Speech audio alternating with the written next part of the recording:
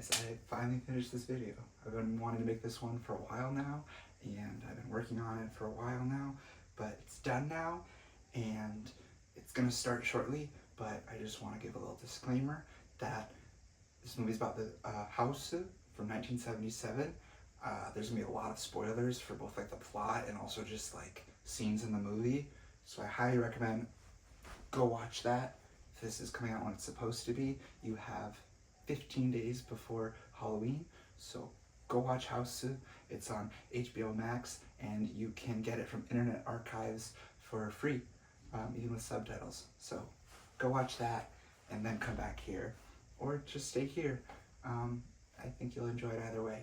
But without further ado, House.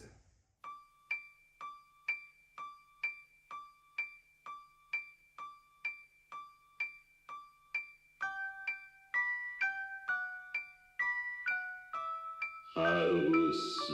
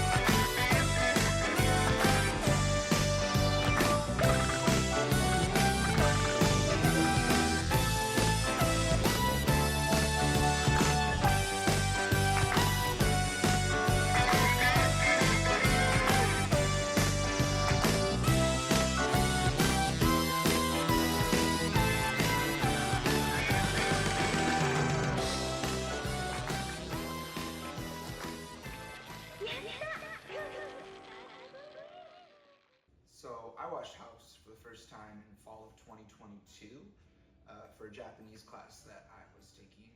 And within 5 minutes, I paused it and I'm like, okay, this is not just another movie that I'm watching for class. Like, I need to like get hunkered down, get myself in a blanket, get some popcorn, turn down the lights, like really gotta enjoy this.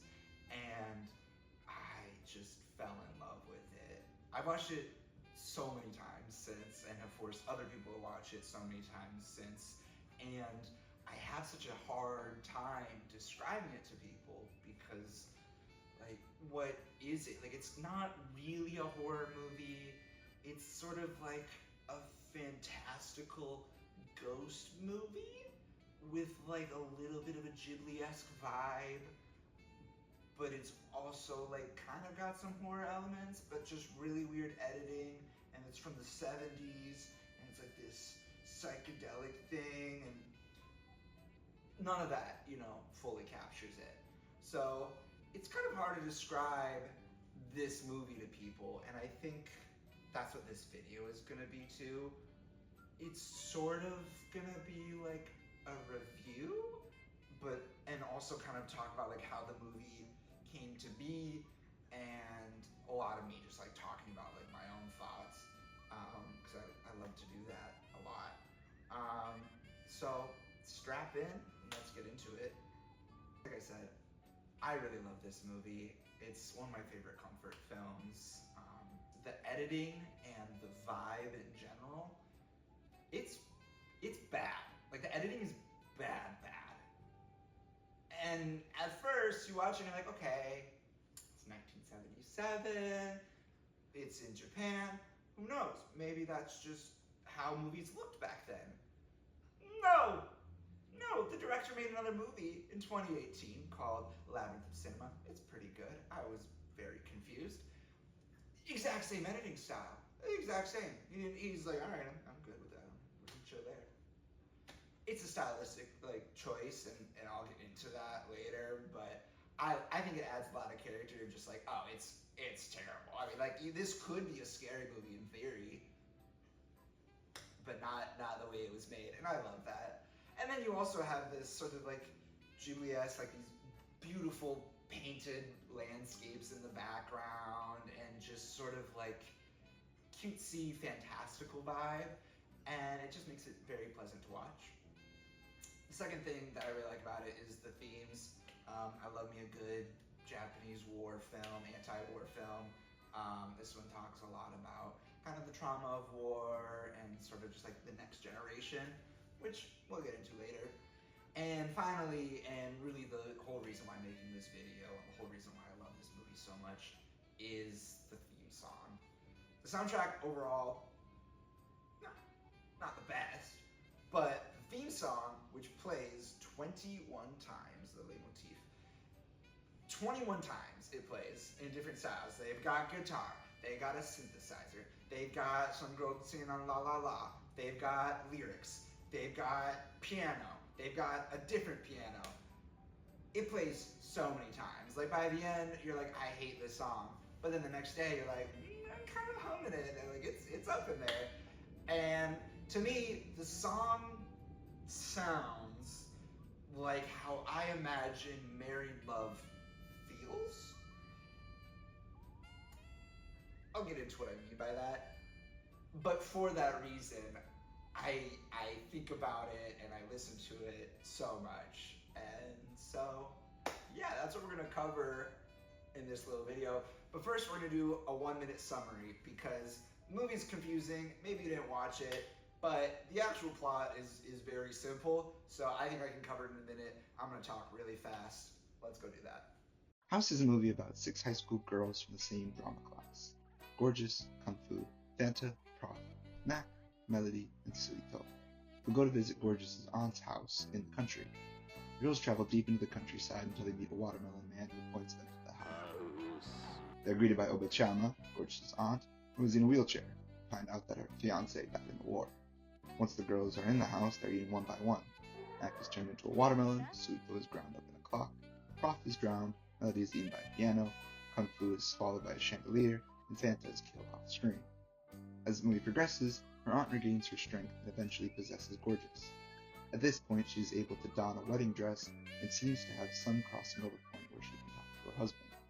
It is revealed at the end that the aunt has been dead for years and has only kept her body animated by consuming unmarried women so that she can continue to wait for her husband to return from the war. The story goes like this, and this is largely pulled from the documentary Constructing a House, which is about the making of House. Basically, in 1975, Jaws had just come out in America, and it did really, really well. Blew up the box office and was a national and international success. And so in Japan, they're like, well, we gotta make the next Jaws. So in Japan, Obayashi was there, and he was making commercials, actually, at the time. He had never really directed a full-length film. He'd only been making commercials for this company called Calpis, which makes, like, sodas, basically. So this production company, Toho, approaches Obayashi, and they're like, hey, can you write the next Jaws for us? And he says, yeah, I got you. And he's thinking about it, and he's like, okay, how do I do this? How do I do this? And he's like, I don't want to try to write the next Jaws from my own brain. I don't want to talk to another adult, because if they hear, you got to make the next Jaws, they're going to follow that same line, right? They got to be rational about it. They're going to make claws. They're going to make a movie about like a bear attack or something. It's like, that's lame, it's derivative, it's boring. I'm not going to do it. So he thinks, I'm going to just talk to my daughter. So he talks to his 11-year-old daughter, and he's like, hey, I'm making this movie. It's going to be like Jaws, but Japanese. What's your vision? And she's like, Dad, I got you. I've been thinking about this. Sometimes I'm brushing my hair and I'm looking in the mirror and I'm like, wouldn't it be crazy if a ghost came out of the mirror and just killed me? And he's like, Chigumi, you're a genius. That's great. Let's put it in the movie. And she's like, Dad, don't worry, I'm on fire. Let me get you another one. She's like, sometimes I go over to Grandpa's and his refrigerator breaks. What do? We take a watermelon, put it in a well. He's reeling it up. I'm like, could be a head. That'd be scary. And he's like, Chigumi, you're a genius. We're putting that in the movie. And that's basically how House was written, was just a bunch of these ideas from this kid of like, what would be scary and like, what would you want to see in a movie? And he adapted it and put it on the screen. And she's actually credited as one of 2 writers, which is pretty awesome at 11. So that's kind of how it has the feel. Like it feels like a bedtime story almost, and it has all these fantastical elements, and that's kind of on purpose. It's literally from the mind of a child. Um, so he writes this movie and he gives it to Toho, and they're sitting on it and they're trying to get a director for it, and every single director turns it down. They're like, "This is going to ruin my career. I cannot make this film." And meanwhile, Oyashi is fully promoting this movie. He put out the soundtrack early. He's doing interviews. He puts out posters. There's still no director. And so he just keeps promoting it until eventually they're like, all right, you don't work for us, but you can direct this movie. And he does it. And one of the big selling points is that he's like, I can get your budget way down because I'll do a lot of the editing myself. I'll do most of the editing. But he'd only really made commercials. So the weird editing style that you see in the movie is because he's taking the way that you would edit a commercial at the time, which I don't know if you know Japanese ads, but they're very in your face. You know, they have to be sort of eye catching to sort of get above the noise. And so he takes this technique and he just applies it to a full length movie, which critics hated. I mean, they tore him up afterwards. It did not do well in the box office.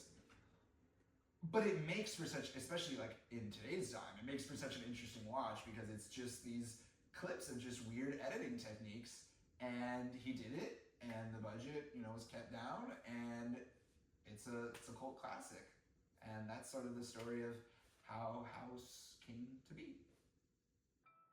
So I wanted to talk about some of my favorite scenes from the movie, and this is actually the first scene, but right here when Gorgeous walks across the screen and the center cube in black and white fades to color, and then that's so cool. That's so cool. It's just like unnecessary but fun. This one's really quick, but this scene where it's showing all of Gorgeous's friends, and then it goes close into Gorgeous, and then the next scene it's just bam, she's right there. That's pretty cool too.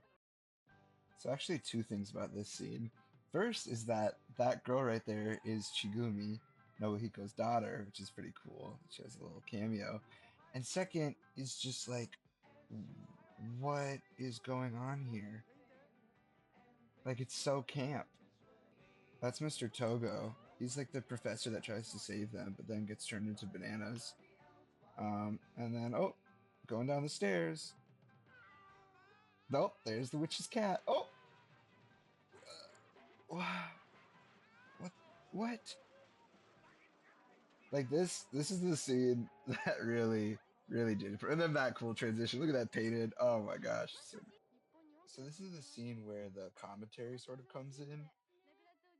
This is Gorgeous describing what happened to her aunt and how she became a widow. And in it, you can hear the girls all commenting on the memory and the story as if it were a movie, which sort of shows their disconnection from history and from World War II because they've only really experienced it through books and media and stories from their parents.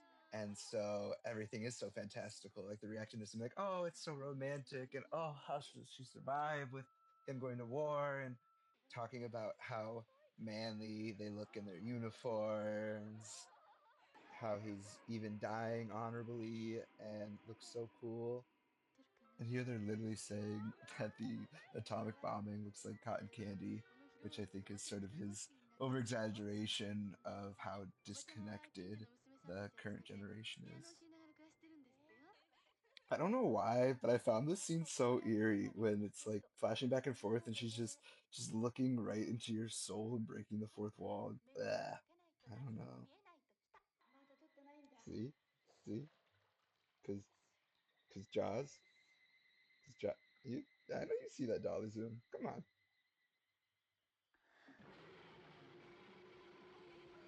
I don't know what to say about that one. This happens a couple times in the movie, so I'm not going to mention it every time. But I love this kind of side bit where the aunt is just gaslighting Fantasy because she knows nobody's going to believe her. It's just, it's really funny. And like, come on. Look at that fourth wall break. Look at that smile. You can't help but root for her at least a little bit. I know. Josh, when are you gonna talk about the song? You keep saying you're gonna talk about the song and like how it means love. When are you gonna get there? I know. Come on, just a little bit longer, guys. I love how this scene is meant to be sort of like tongue in cheek and making fun of the fantasy, but then this is literally just literally just me.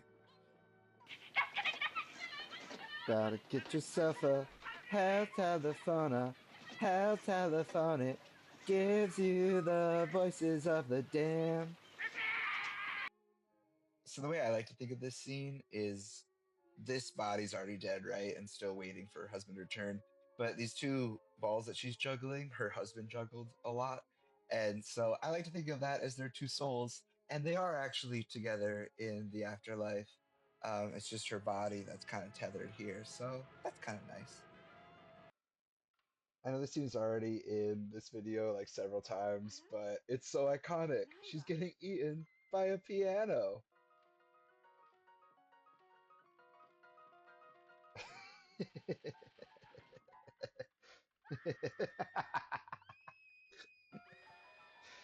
It's a good movie. El muchacho de los ojos tristes.